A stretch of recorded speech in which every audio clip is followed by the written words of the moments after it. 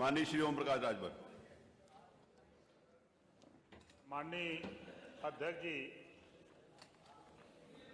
माननीय वित्त मंत्री द्वारा प्रस्तुत बजट पर बोलने का जो आपने मौका दिया, तो जब से चर्चा शुरू हो रही है तब से इधर और उधर सुन रहा हूं। कोई अभी तक एक भी अच्छी बात इधर से नहीं आई, एक भी सिंगल बात नहीं। हम गिना देते हैं, अभी काहे चिल्ला रहे हैं? हम तो शुरू नहीं हुआ तब से शुरू हो गए। आप सुनने की क्षमता रखो भाई।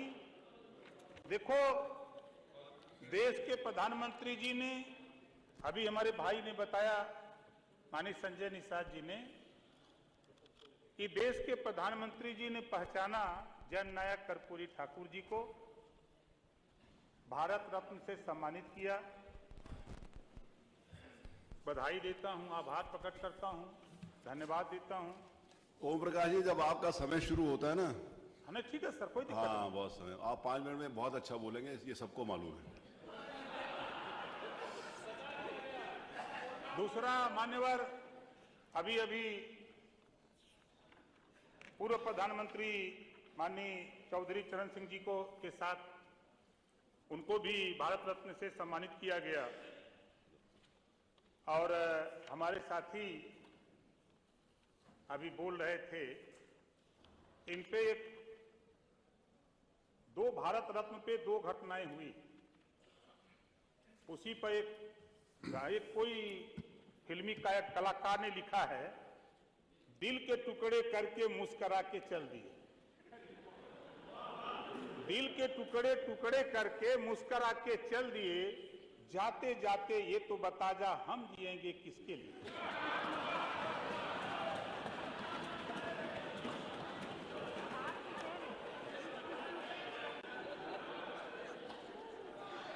इसका अर्थ बता दीजिए। माननीय अध्यक्ष जी, शुरुआत जहां से हुई, हराने के लिए मुखिया ही एनडीए में शामिल माननीय नीतीश जी, जिसके दम पर पश्चिमांचल था, 12 तारीख को भी फाइनल हो जाएगा। और इधर पूर्वांचल जो जिताने का मामला था, सब लोग जानते हैं, तो उधर से पहले से हमको तलाक मिल गया। अब काहे घबरा रहे हैं? अभी तो हमारे एक साथी बोल रहे थे आप ही की गोल से कि ये सब 24 में चले जाएंगे। भैया मेरे 27 तक जनता ने चुन के भेजा, कहां 24 में जाएंगे ये लोग? बोलने से पहले तो सोचें कि हम 24 के लिए आए हैं कि 27 तक। खैर, कोई बात नहीं। मैं पढ़ रहा था मान्यवर तेलंगाना की शिक्षा नीति। पढ़ने के बाद मुझे ऐसा महसूस हुआ कि इधर की सरकारों ने शायद तेलंगाना की शिक्षा नीति पढ़ा होता तो जो गरीब, कमजोर, श्रमिक, मजदूर के बच्चे नहीं पढ़ पाते हैं, उस पर ध्यान इनका गया होता।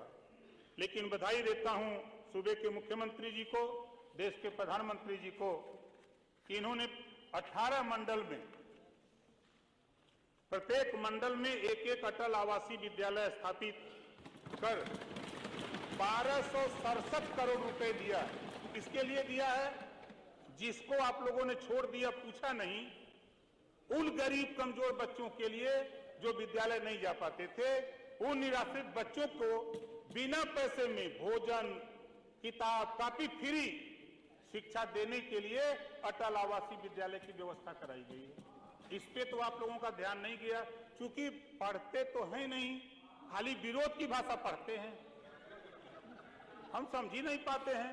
दूसरी चीज, वित्त मंत्री जी द्वारा परिवहन विभाग बस यात्रियों को सस्ती एवं गुणवत्तापूर्ण यात्रा सुलभ कराए जाने के उद्देश्य से बस बेड़ों में वृद्धि हेतु 500 करोड़ रुपए की व्यवस्था किया है। ये भी गलत है। बजट में अगर वित्त मंत्री ने दे दिया पैसा तो ये गलत है। जब आप बस में चलिए तब न समझ में आएगा कितनी भीड़ होती है। बस में तो चलते नहीं है, इस नाते तो समझ में आता नहीं। बस में तो हम लोग चलते हैं तो समझ में आता, इस नाते जो है नहीं, ये लोग चलते नहीं भाई।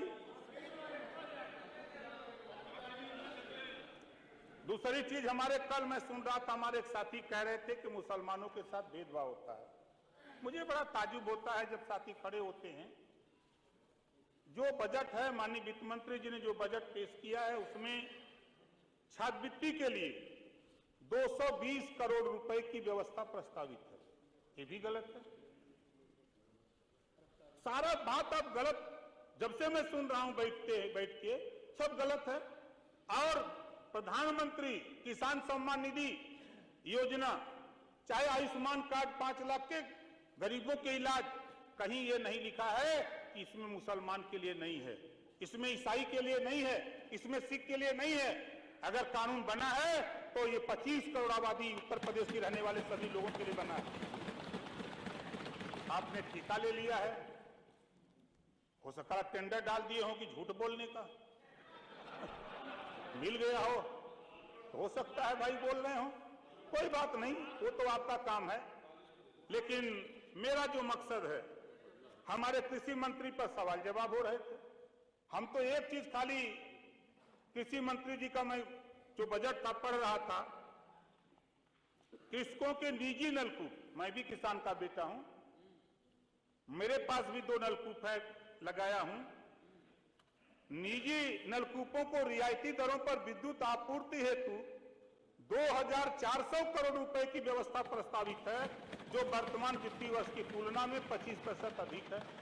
हम भी तो आस लगाए हैं कि हो सकता है कि हमरो माफ हो जाए। कम बोलो, ज्यादा मत बोलो, तरीका सीखो। सदन में बैठे हो, बोलो सदन में तरीका। आप बोलते हो तो हम तो नहीं बोलते हैं। आपका नेता भी बोलने लगे, हम सवाल जवाब करने लगे तो सबको पीड़ा होने लगेगी। तब नहीं, आप लोगों को सिखाया गया है आपके नेता के द्वारा कि ओम प्रकाश राजभर जब खड़ा हो तब आप लोग बोलते रहना, बोलने मत देना। ये तरीका अच्छा नहीं है। नहीं, हमसे ज्यादा देखिए बोलने वाला नहीं कोई मिलेगा विरोध करने वाला। नहीं, हम बोले तो चुपचाप मार के सुनिए, अच्छा लगे चाहे बुरा लगे, सुनिए।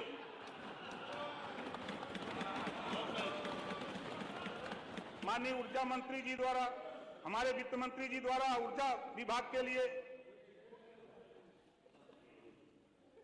काहे घबरा रहे हैं, धैर्य रखिए, धैर्य रखिए। मैं कहता हूं 27 आते आते आप यहां आने लायक रहेंगे कि नहीं रहेंगे, ये भी ध्यान रखिएगा।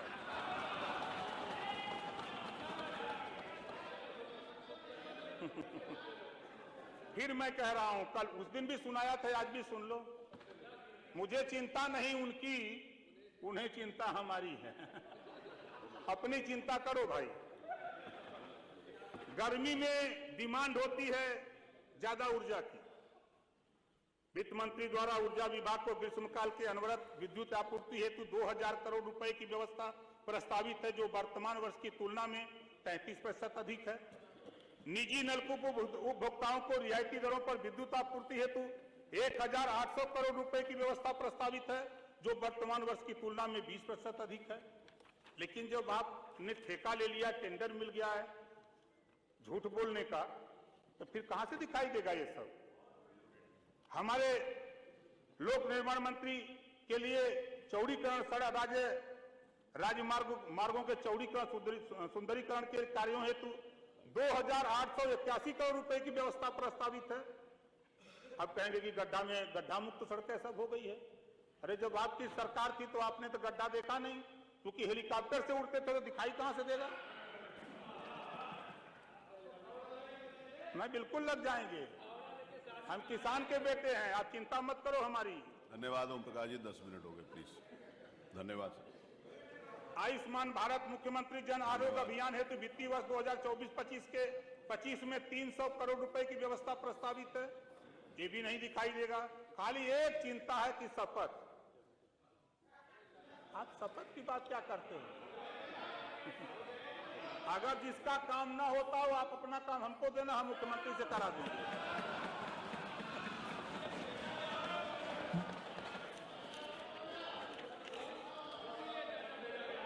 और दूसरी चीज, आप लोग सब सुनो भाई, देखो थोड़ा सुनना भी चाहिए। हमारे वित्त मंत्री जी ने बड़ी उम्मीद किया है आप लोगों से, बड़ी उम्मीद किया है, थोड़ा जोर लगाओ।